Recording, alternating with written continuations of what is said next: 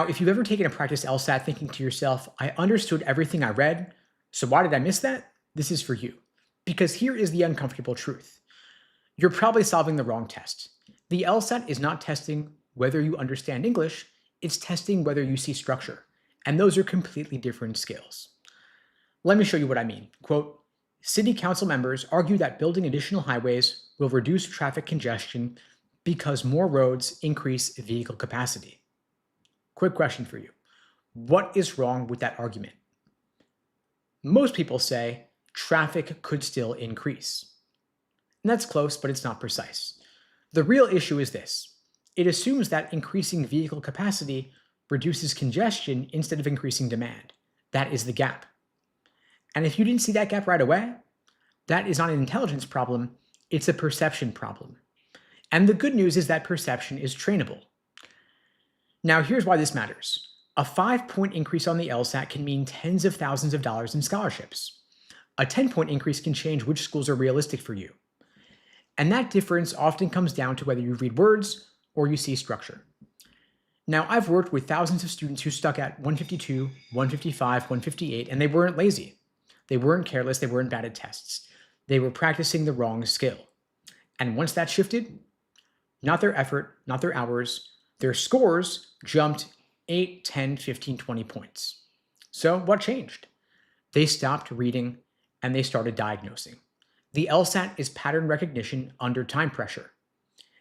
If you practice without seeing structure, you are automating mistakes. And now that logic games are gone, there is no diagramming safety net. Logical reasoning carries more weight.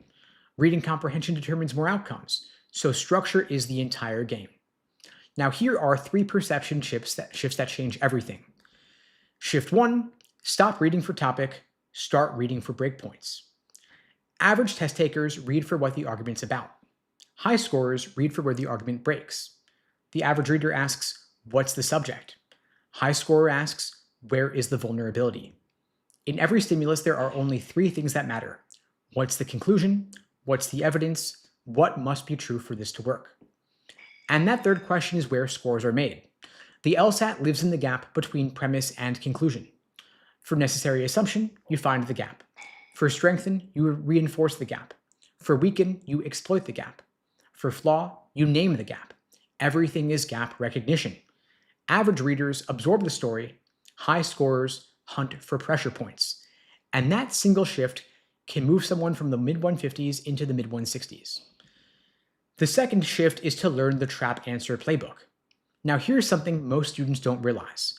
The LSAT is not creative, it is repetitive. There are only so many ways to be wrong, like scope shifts, reversals, opposites, shell game language swaps, conditional confusion, correlation distortions. Trap answers are written for the version of you who is slightly tired. They are engineered to feel right. For example, take this one. Quote, a study shows students who drink coffee before exams score higher. Therefore, drinking coffee improves performance. That is a classic correlation causation flaw.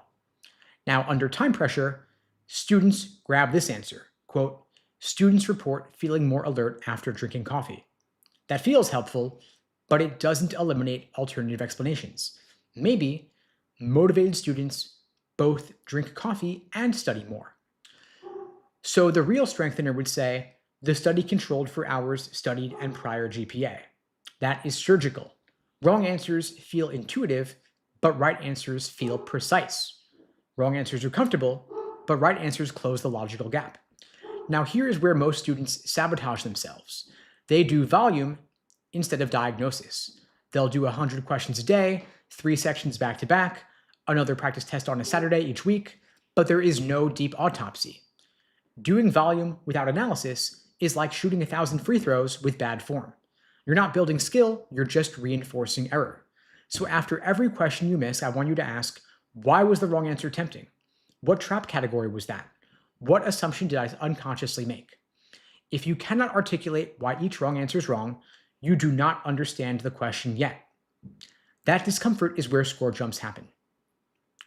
Now, the third shift is that reading comprehension is about the role, not recall. People will panic and they'll say, I read too slowly, I forget what I read, I run out of time. But speed is not the root problem. structure blindness is. If you read for details, you're going to drown. But if you read for role, you're going to dominate. You got to track 4 things: author's opinion, competing viewpoints, the purpose of the paragraph, and the overall structure. For example, paragraph 1 sets the context. Paragraph 2 describes a debate. Paragraph 3 critiques the author's opinion, and paragraph 4 clarifies the author's stance. That structure does the heavy lifting. You want to build a map. Now, most reading comp questions are structural, like why did the author mention X? What role does paragraph 2 play? What statement would the author agree with? High scorers don't memorize more, but they just organize better. And here's something almost nobody says.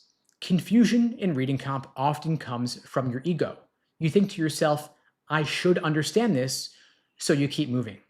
Instead, when you get confused, pause for 10 seconds, translate the paragraph into simple language. Because if you can't explain it simply, you don't actually understand it yet. And that 10-second investment saves you 2 minutes of flailing wildly.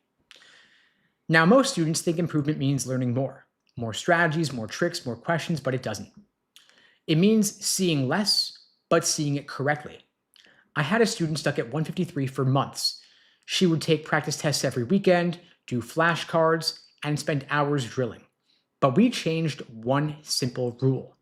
She wasn't allowed to move on from a question until she could articulate the conclusion in 8 words or fewer, the exact logical gap, and the trap category of each wrong answer. 3 weeks later, she got a 167. Not because she got smarter, but because she recalibrated. And of course, that's not a promise or a guarantee.